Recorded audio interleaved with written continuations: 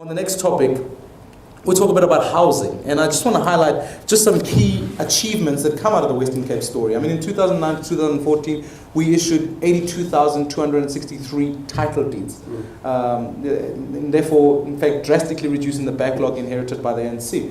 I mean, the Western Cape Housing Demand Database, we've made sure that there increases transparencies and minimizes opportunities for corruption. We've made sure that 76% of the budget in the Western Cape is spent in poor communities.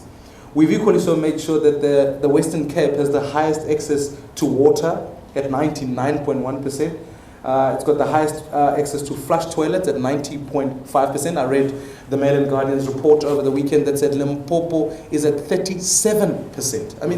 I mean that's not a good story.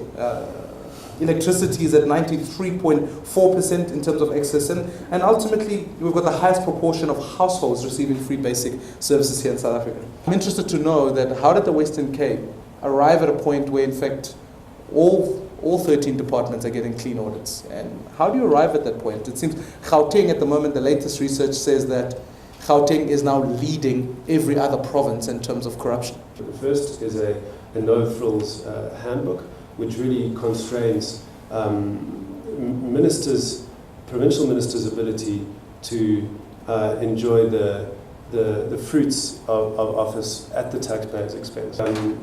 Restrictions on travel expenses and catering, and that's really started to demonstrate to the citizens of the Western Cape that we're a government that's serious about making their money go further.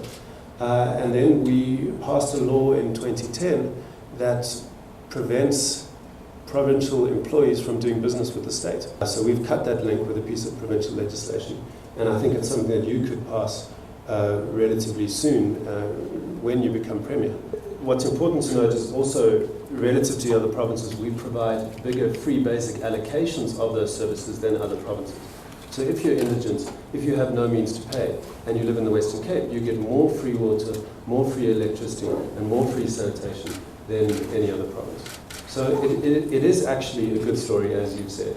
And it's a pro-poor story. At 76% of the budget is spent in poor areas. It doesn't mean we don't have challenges in the Western Cape. It doesn't mean we don't have inequality, although the latest figures out from the World Bank show that Cape Town, out of the metros, actually has the lowest inequality.